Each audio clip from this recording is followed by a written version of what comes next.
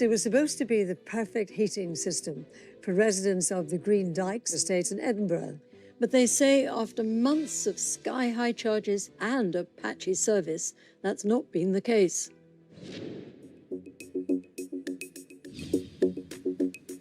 I don't want to have to move and start all over again. I just want to be happy in my life, what I've got left.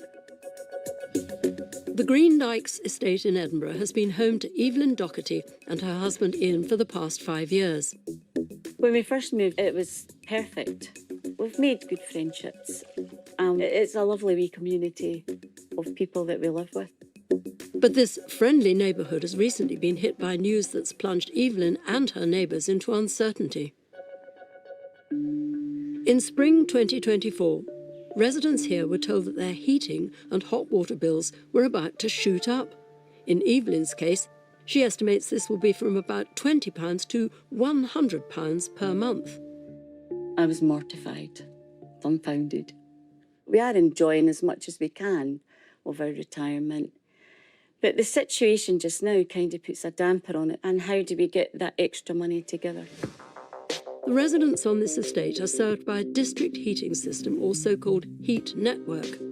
This means that when they moved in, they were told the energy for the whole estate comes from a central source and is piped into homes via an underground network of hot water pipes, and residents aren't able to choose their own individual supplier. These networks can be cleaner, as they can be run by a variety of heat sources, including energy waste and solar power. They can mean lower bills too, since typically they're more efficient to run than an individual boiler. And lower bills were part of the attraction of the property before Evelyn and her husband moved in. I thought, great, that's what we need so that I can put that heating on whenever I feel I want to put it on. And up until these recent price rises, Evelyn and her neighbours had indeed been paying much less than the average gas customer, those of us not on a district heating system. The typical domestic dual-fuel customer saw their energy bills rise by about £1,000 a year between late 2022 and late 2023, even with the government's energy price guarantee in place. But because of their district heating system, residents on the Green Dykes estate had been shielded from eye-watering gas price hikes. And it was great. £20 when the pensions come in off mine, £20 off Ian's. £40 should do us 2 months. But Evelyn says her estimate of £100 a month under the new tariff is causing huge worry. I can't afford this.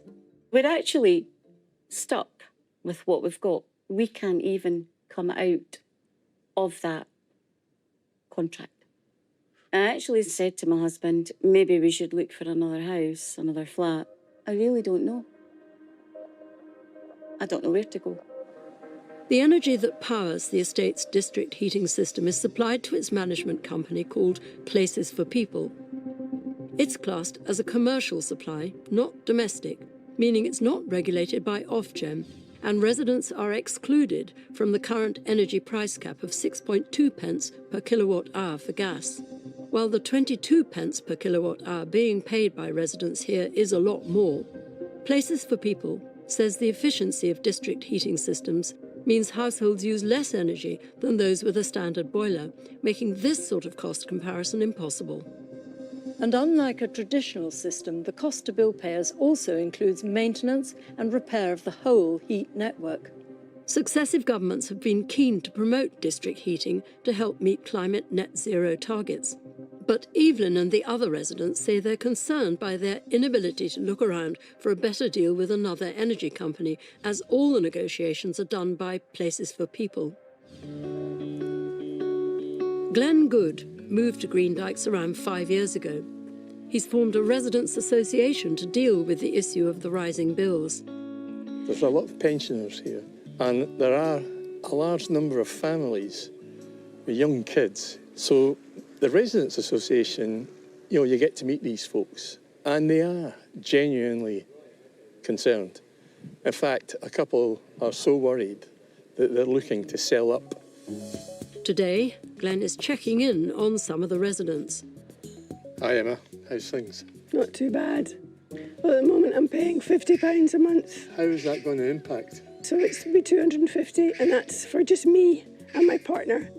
Emma says her estimated 5-fold increase in her bills isn't what she was expecting when she moved into Green Dykes 5 years ago, especially since the scheme was marketed as affordable housing. So I've been off long-term sick, and my partner's just retired as well, so I've not got a wage anymore, obviously. I know how to do that, how that's going to work. Emma would like to know how Places for People came to the deal they did with the gas provider. Glenn says he's asked the company to meet him to discuss the issue, but so far he's not had any luck. The residents have explored the option of complaining to the Energy Ombudsman, but as their heat network is not officially registered under the industry's voluntary heat trust scheme, the Ombudsman is unable to get involved. There are currently over 17,000 district heating networks in the UK, and the government is pushing for more, hoping that by 2050 they'll heat a fifth of all homes. Paul and his wife Heather live a 20-minute drive away on Harvester's Way. We've stayed here since May 2017. Nice place to live, and obviously what's going just now with it. And it's not a case of you can sell the house and move on because nobody's got to pay the prices. So you're kind of stuck in a catch-22. Up until now, he's paid around £60 a month for his gas. I'm now looking at spending potentially over £400 on gas. So where does the £300 come from? And just down the road from Paul is Russell, who moved here 8 years ago with his wife and daughter. Aware that the procurement process requires Places for People to get numerous quotes before agreeing with a provider, he put in a request to see them. There's no transparency. We've asked for copies of the kind of tender or the kind of process they went through to get this, and they're not willing to play ball. They don't want to give us it. Russell says his monthly bill is set to jump from around £40 to £200 a month, meaning he and his wife are even considering showering at the nearby gym to save on hot water at home. It doesn't look like Places for People are going to budge on this, so I feel like I am stuck. Back in Green Dykes, Evelyn is considering what sacrifice to make next. I'm going to have to cut back on something to get us through. What that is, I don't know yet. So I really don't know where it's going to come from.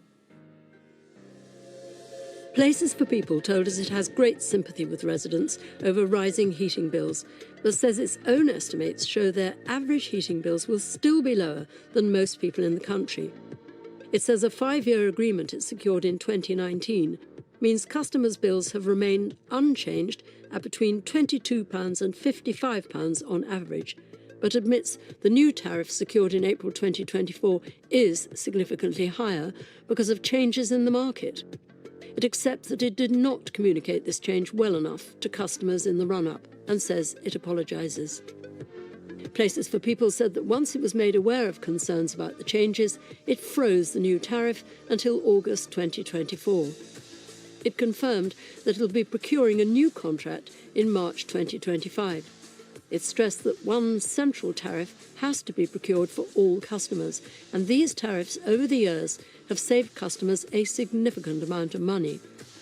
The company says anyone moving into properties on the heating network is advised of this in advance, and it welcomes the forthcoming regulation of heating network schemes, stressing that it has a range of financial support available to customers struggling with their bills.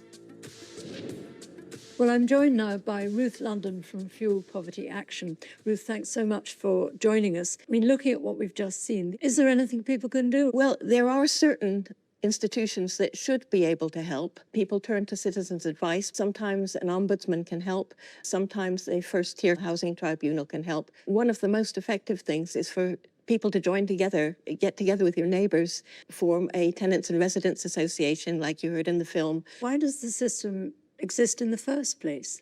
It can be efficient. It can save on cost. It can save on carbon emissions. And you heard in the film, there were one person said it had been very good up till now. It can be very good, but they're unregulated, and it means that people really don't have any recourse. Presumably there needs to be a change to the system. because it's the system itself that's causing all this. Yes, there is a change coming. It is supposed to be regulated now, finally. It won't come in for existing heat networks. It won't come in for at least a couple of years, but there will be regulation, but it won't cap prices. People on district heating don't have their prices capped by Ofgem like most people do. Well, Ruth, you've shed light on a very, very complicated situation. Thank you so much for coming in. Thank you. When we put these points to the Government Department for Energy Security and Net Zero, it told us it's committed to bringing in regulations to ensure communities benefit from low-cost and efficient heat networks. It added that it will ensure the regulator Ofgem has the powers it needs to investigate and intervene where prices are disproportionate or unfair.